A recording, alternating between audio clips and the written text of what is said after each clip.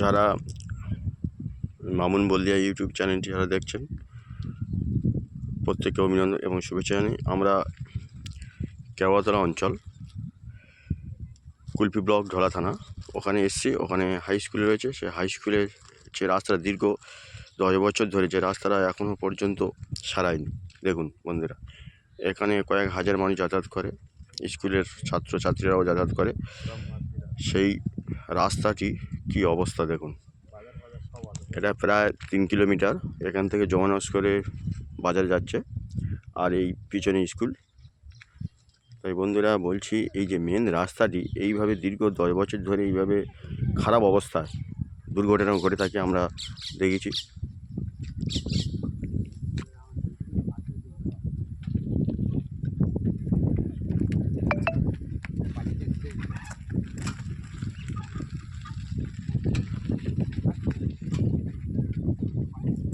দেখতে থাকুন।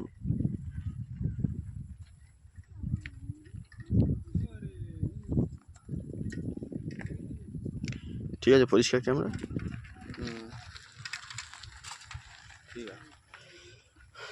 আমরা বাইক চালিয়ে যাব, আপনারা দেখতে থাকুন। প্রত্যেকে বলবো একটা শেয়ার করে দেবেন।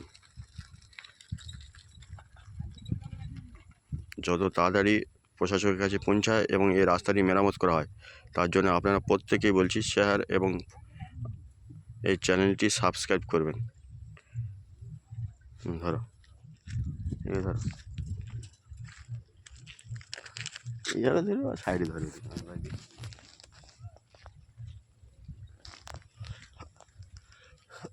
মাঝে বলতে হবে এই রাস্তাটা কত লং।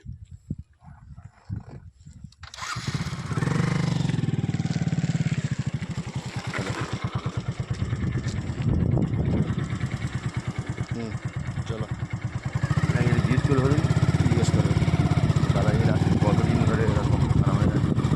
করো লেবার জিজ্ঞেস করো। চলো চলো আমার চলো।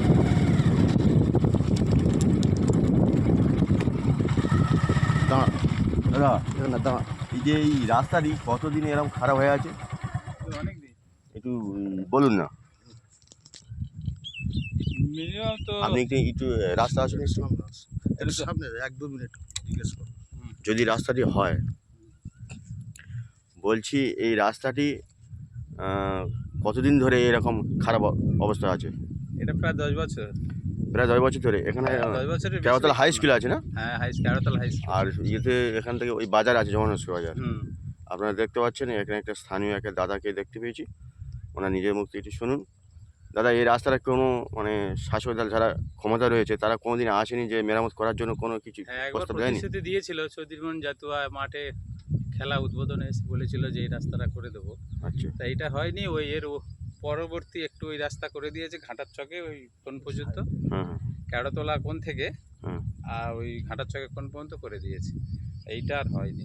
এটা পুরো কত কিলোমিটার রাস্তা হবে এটা আনুমানিক বাজার পর্যন্ত? এইটা প্রায় 3 কিলোমিটার। বাজার পর্যন্ত বলতে ওই পর্যন্ত আছে। হুম, ওই আমাদের যে বাংলার মোড়, বাংলা হ্যাঁ, ওই পর্যন্ত আছে। আর এইটা হয়নি। এটা প্রায় তোমার 3 থেকে 4 কিলোমিটার হবে।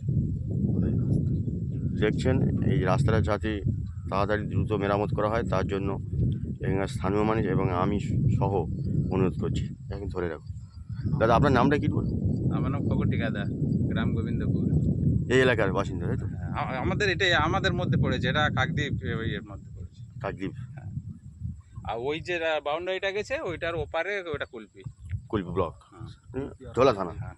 আর এটা কাকদ্বীপ এটাও ব্লক। ঢোলা থানা, হ্যাঁ, ব্লক কাকদ্বীপ। ব্লক আমাদের কাকদ্বীপ। মন্টুরাম পাখিরা। ঠিক আছে, এটা আমার জানা ছিল না। ধন্যবাদ দাদা, ধন্যবাদ। যা করছে কিন্তু উভয় মিলে করে। এইদিকে তোমার মন্টু আর ওইদিকে যোগরঞ্জন। ঠিক আছে।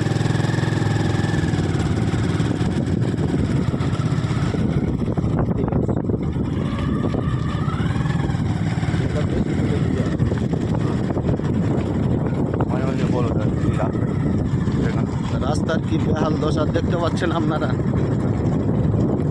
কত খারাপ রাস্তা। শাসক দলের এই অবস্থা, ওদের প্রতিশ্রুতি দিয়ে কাজ করছে না। খেলাধুলা বলুন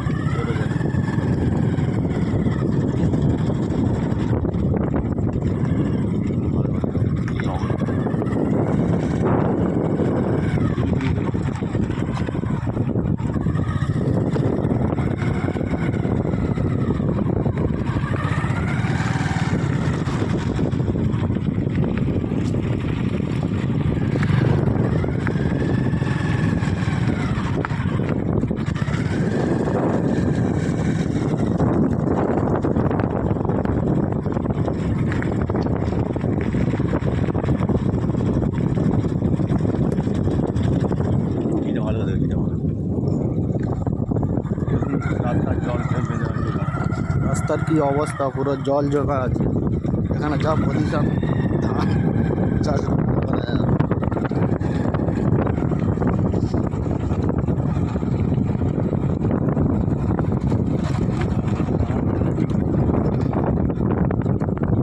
হয়ে গেল।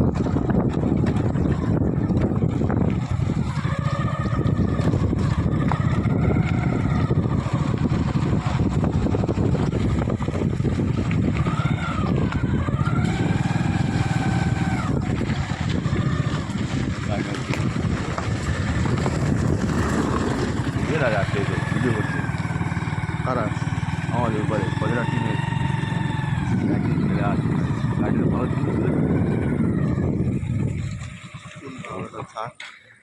উড়ে গাড়ি, চলো। বলে দিই বন্ধুরা, দেখলেন তো কী অবস্থায় গাড়ি যাচ্ছে। এখানে স্থানীয় মানুষের মুখ থেকে শুনলেন, এটা কাকদ্বীপ ব্লক ঢলা থানা, আর এই পাশে আছে কুলপি ব্লক ঢলা থানা। যাই হোক, এই রাস্তাতে ডেলি উভয় ব্লক থেকে প্রায় হাজার হাজার মানুষ যাতায়াত করে এবং স্কুলের ছাত্রছাত্রীরা এই রাস্তাটা মেন রাস্তা, ঠিক আছে। অথচ এখানকার রাস্তাটা দীর্ঘ 10 বছর এই সরকার শুধু খেলাধুলা উদ্বোধন করতে আছে, কিন্তু কোনো রাস্তা প্রতিশ্রুতি দিয়েও রাস্তা করছে না। আপনারা দেখুন, আপনাদের মাধ্যমে একটা শেয়ার এবং একটা সাবস্ক্রাইবের মাধ্যমে এই রাস্তাটি যাতে হয়, আমরা এখানকার মানুষ যাতে উপকৃত পায় তার জন্য আমরা তুলে ধরছি। আপনাদের কাছে অনুরোধ, আপনারা একটা শেয়ার এবং সাবস্ক্রাইব করবেন। আর একটু